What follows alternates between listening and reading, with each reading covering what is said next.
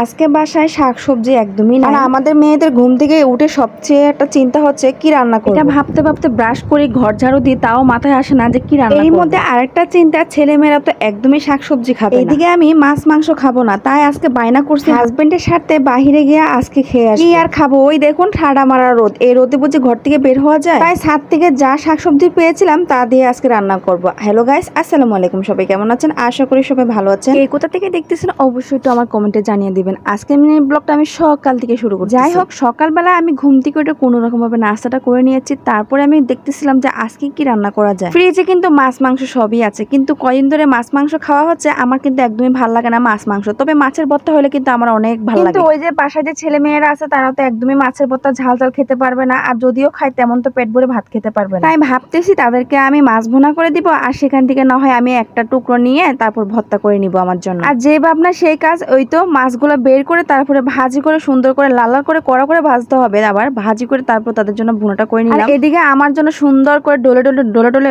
একদম মরিচ লাল লাল মরিচ দিয়ে ভর্তাটাও করে নিচ্ছি। এই ভর্তা দিয়ে যে আমি এত শান্তিতে ভাত খেতে পারবো, যা আমি গরু গোস্ত মুরগি গোস্ত তো পাবো। যাই হোক, ভর্তা দিয়ে তো আর 3 বেলা ভাত খাওয়া যাবে না, তাই ভাবতেছি যে কি রান্না করা যায়। এদিকে আজকে ফ্রিজ পরিষ্কার করা হয়েছে। অনেকদিন আগে অনেকগুলো কচু নিয়ে আসছিল, সেখান থেকে অর্ধেক খেয়েছিলাম আর অর্ধেক আমি ভাপ দিয়ে ফ্রিজে রেখে দিয়েছিলাম। তো আজকে যেহেতু ফ্রিজ পরিষ্কার করা হয়েছে, তো এগুলো হঠাৎ করে সামনে পড়ে গেছে। আর এখানে কিন্তু 2 ধরনের কচু আছে, একটা হচ্ছে মান কচু আর একটা হচ্ছে ওল কচু। যাই হোক, আমি 2 ধরনের কচুগুলো আজকে রান্না করে ফেলবো, আর এগুলোকে ফ্রিজে রাখবো না, অনেকদিন হয়ে গেছে। যেহেতু অনেকদিন ফ্রিজে ছিল, তা আমি এটাকে আর ঝোল ঝোল করে রান্না করলাম না, একদম ভর্তা টাইপের একটু শুকনা শুকনা করে নিচ্ছিলাম। ওই যে ভিডিও শুরুতে বললাম না, আজকে অনেক পদের হয়ে যাচ্ছে। দেখতে দেখতে ভাবতেছিলাম কি রান্না করব। এদিকে এক পদ রান্না শেষ হলে আরেকটা মাথায় আসে। মসুরি ডাল তো সবার বাসায় সবসময় থাকে, তো আমার বাসায় সেম অবস্থা সবসময় আছে, কিন্তু ডাল রান্না করে খেতে একদমই ইচ্ছা হচ্ছে না। শুকনা শুকনা খাবার, তাও কিন্তু ডাল রান্না করতে ইচ্ছা হচ্ছে। তো যাই হোক, ছাদে চলে গিয়েছিলাম, সেখানে দেখতেছি কয়েকটা মিষ্টি কুমড়া পাতা আছে, তো সেখান থেকে 4-5টা পাতা নিয়ে আসছিলাম। আর এদিকে মসুর ডাল ভিজিয়ে রাখছিলাম, সেগুলো যখন নরম হয়ে গেছে বেটে নিয়েছিলাম।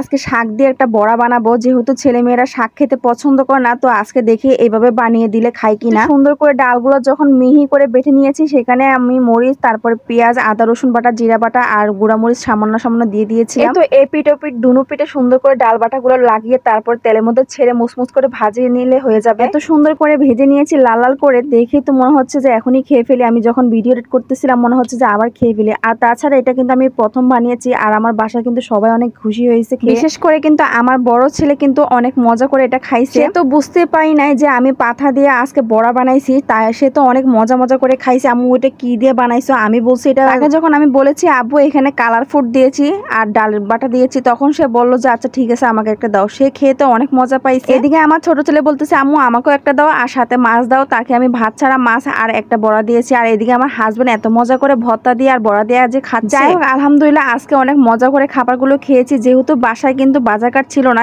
কিন্তু সেই অনুযায়ী কিন্তু আজকে অনেক ধরনের রান্না করেছে, প্রায় 4 থেকে 5 ধরনের রেসিপিটা করে ফেলছি। যাই হোক, রেসিপি বলছি, হয়তো বা সম্পূর্ণ রান্না দেখাতে পারি না, যদিও সম্পূর্ণ রান্না দেখাতে পারতাম খুব খুশি হইতাম। আজকের মতন এতটুকু, আল্লাহ হাফেজ।